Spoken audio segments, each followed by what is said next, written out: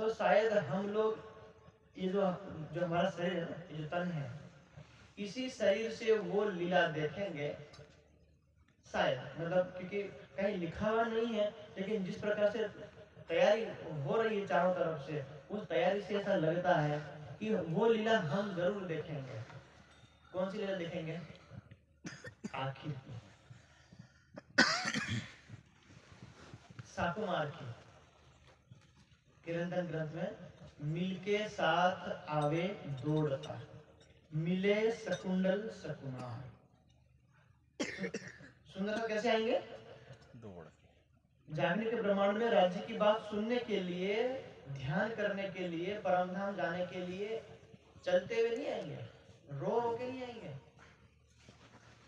दौड़ता।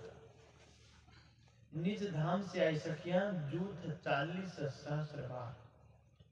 12,000 सुंदर साथ हैं, 300 के 40 ग्रुप हैं। कितने?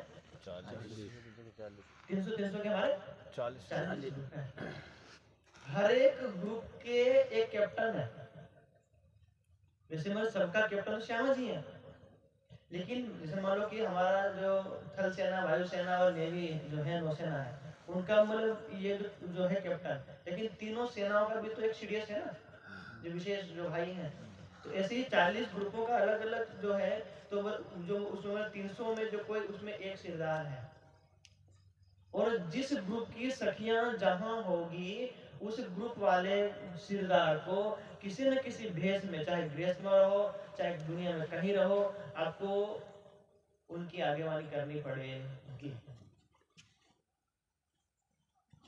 ये इसलिए कह रहे हैं, आप पन्ना जी जाते हैं, पन्ना जी के जहाँ ऑफिस है, पन्ना जी की, देखिए पन्ना जी में, कुंवर जी में ऑफिस, उसके पीछे जब एक गली पार करते हैं, उनके जो थोड़ा सा दरवाजा है, तो उधर एक पुरानी साला करके जो समाधि बनी, मंदिर बना हुआ है, गोपाल दास मणि, जो महाराज जी, परमहंस महाराज जी हैं, 302 साल जीवित रहे। कितने साल?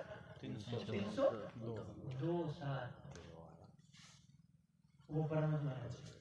जब परम धाम से ब्रह्म सृष्टियां नहीं आई थी, जब देवचंद्र जी का भी जन्म नहीं हुआ था, उससे पहले गोपाल दास मणि जी का जन्म हो चुका था। तारतम्य नहीं मिला, लेकिन परमात्मा को प्राप्त करने के लिए चले गए हिमालय, और हिमालय में ऐसी ऐसी सिद्धियां प्राप्त की कि जो हम बोलते हैं ना, नवखंडो आरती, वो जो 9 खंड है, ये जो भारत है वो जम्बू द्वीप में है, तो ये जो दुनिया के 9 खंड कौन से हैं, हमें पता ही नहीं है। उन 9 खंडों में भ्रमण कराए। जब उनको तारतम्य ज्ञान नहीं था, लेकिन दुनिया का योग शक्ति थी, तो छोटा सा भवरा बन के पूरे 9 खंडों में ऐसी ऐसी योगों की शक्तियों में घूम आए, और कहीं भी आत्मा को शांति नहीं मिली। फिर उनको लगता कि ये मुझे शांति कहाँ मिलेगी, शांति कहाँ मिलेगी। एक दिन ध्यान में बैठे हुए थे, और ध्यान में बैठे बैठे उधर से आवाज आई कि तुझे यदि परमात्मा से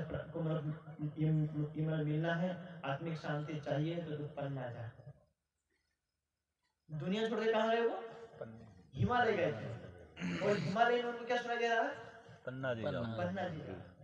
आँख खुली तो ये तो उनके जीवन में शब्द नया था कि वो बोले पन्ना ये कोई वस्तु है, गांव है, नगर है, क्या है, कुछ पता नहीं, क्योंकि वर्षों से हिमालय में है, कोई अता पता नहीं है।